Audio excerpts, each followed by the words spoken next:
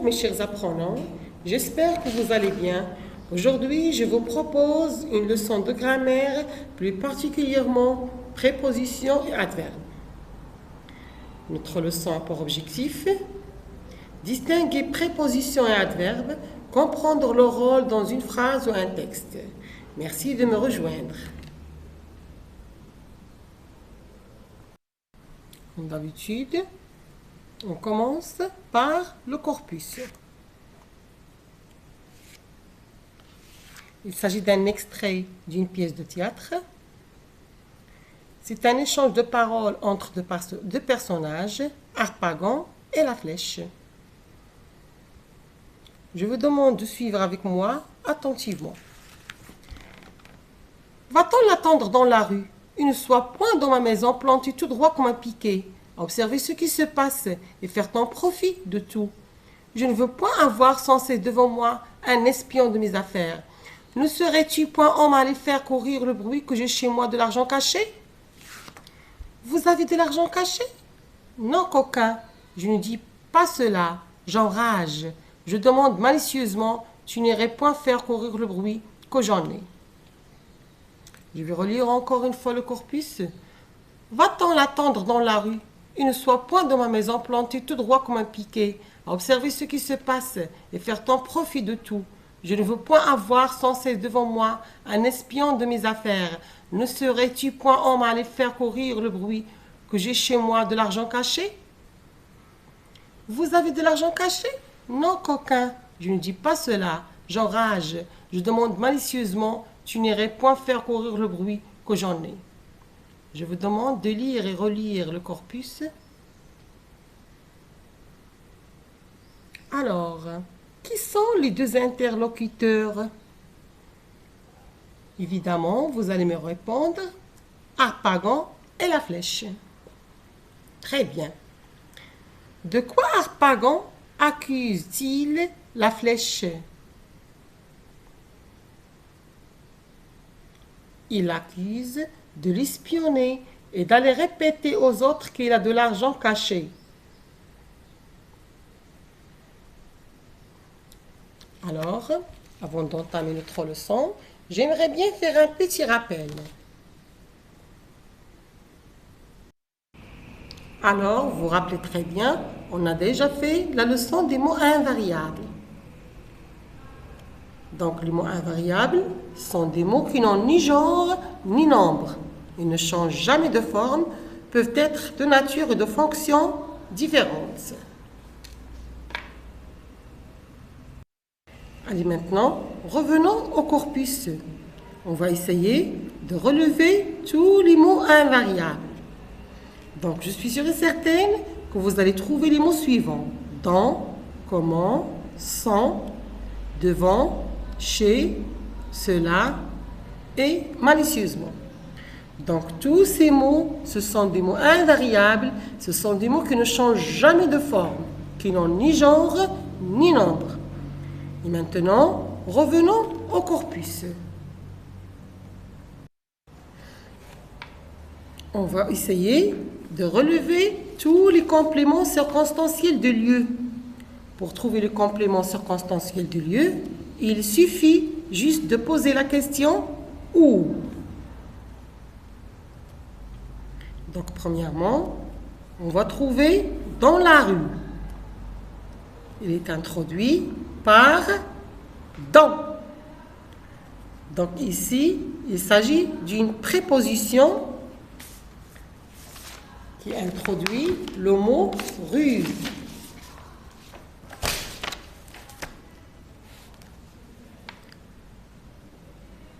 Il relie un nom à un complément, c'est la rue.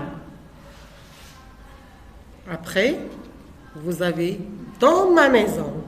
Il s'agit d'un complément circonstanciel de lieu.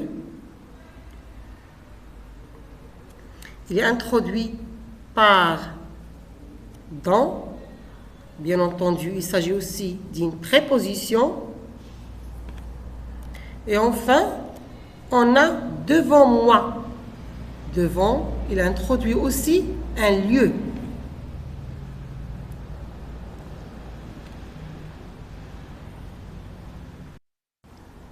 Maintenant, regardez très bien le mot « mes affaires ».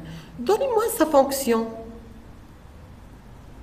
Je suis sûre et certaine que vous allez me répondre qu'il s'agit d'un complément de nom. Il complète le mot « espion » à l'aide d'un petit mot « de ». Ce petit mot, c'est la préposition. C'est une préposition qui est simple, qui n'est pas composée. On a déjà vu des prépositions qui sont simples, comme dans et devant.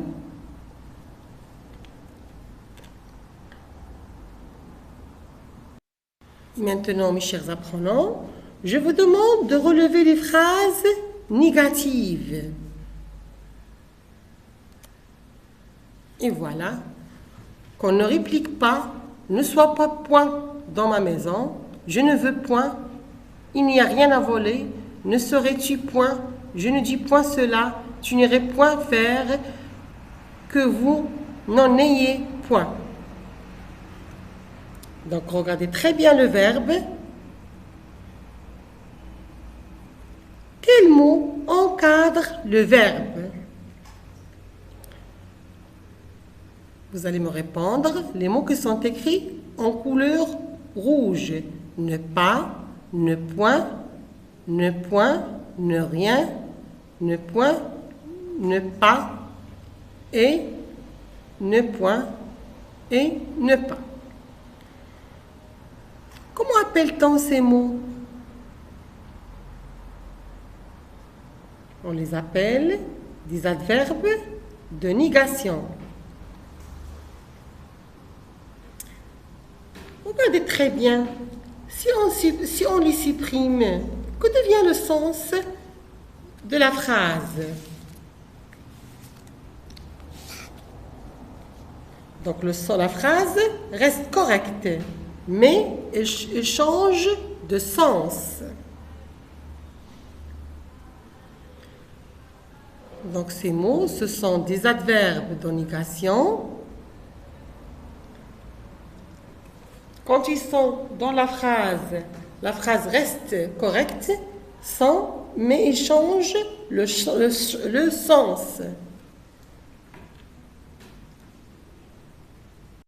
Et maintenant, on va passer pour voir un autre mot.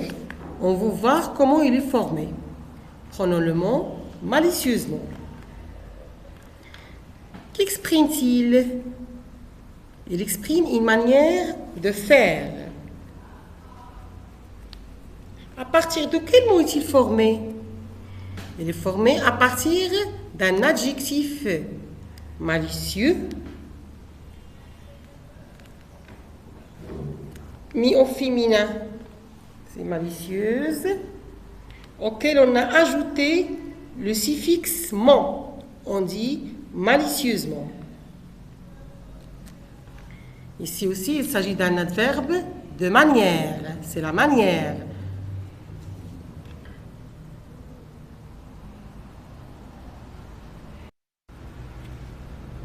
Le mot sans cesse.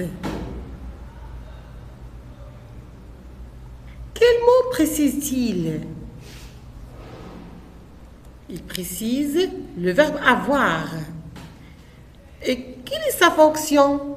Bien entendu, il s'agit d'un complément circonstanciel de manière. Bon, mes chers apprenants, on vient de voir les prépositions et les adverbes. Bien entendu, les deux, ce sont des mots invariables.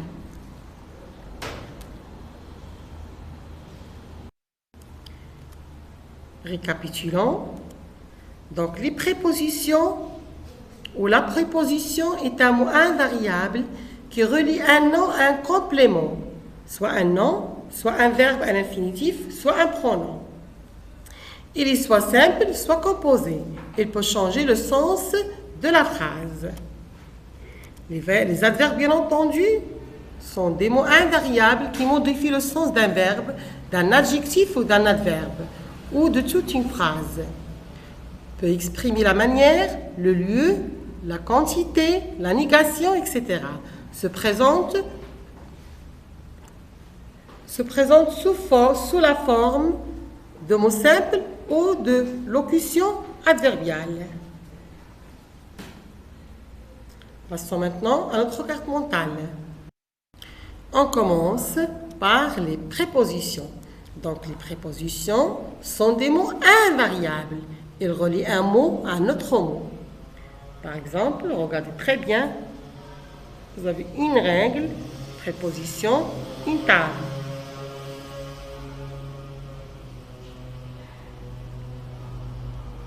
Par exemple, la règle est sur la table ou sous la table.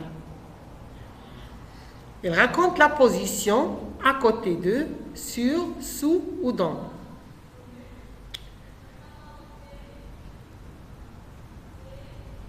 Il relie un nom à un complément, c'est-à-dire un verbe à l'infinitif.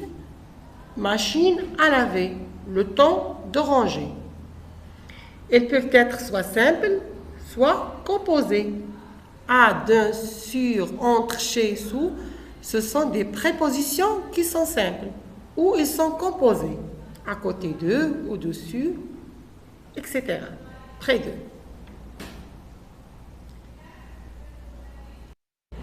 Alors, pour les adverbes, bien entendu, ce sont des mots invariables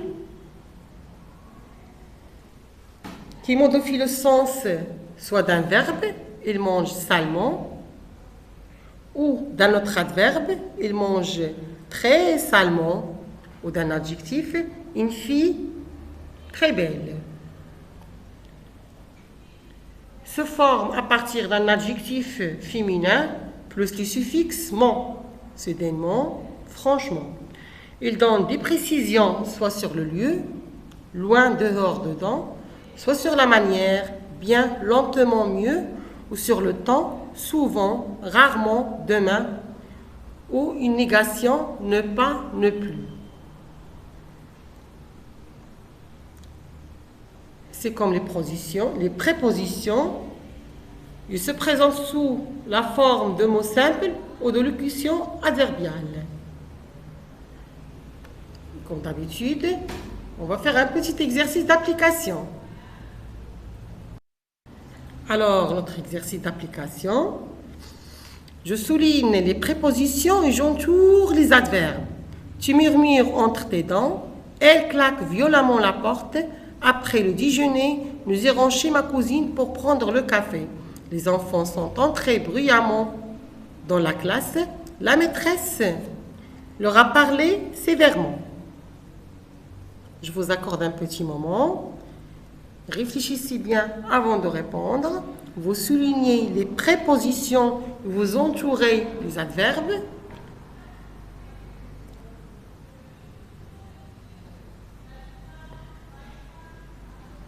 Et voilà, je suis de retour pour la correction. Je relis encore une fois la consigne. Je souligne les prépositions et j'entoure les adverbes. Tu murmures entre tes dents. Bien entendu, vous allez souligner entre. Il s'agit d'une préposition qui est simple. Il claque violemment la porte. Ici, violemment, c'est l'adverbe. C'est un adverbe de manière. Comment? Prenons la troisième phrase. Après le déjeuner, nous irons chez ma cousine pour prendre le café. Bien entendu, ici, il s'agit de trois prépositions. Vous avez après, chez et pour. Pour la quatrième phrase, les enfants sont entrés bruyamment dans la classe. Comment sont entrés les enfants dans la classe? Ils sont entrés bruyamment. Donc, bruyamment, il s'agit d'un adverbe de manière. La maîtresse leur a parlé comment? Sévèrement. Ici aussi, il s'agit d'un adverbe de manière. Donc, les adverbes sont des mots invariables qui modifient le sens d'un verbe ou d'un adjectif, ou bien entendu, d'un adverbe ou de toute une phrase. Et maintenant, je vous laisse à la séance prochaine.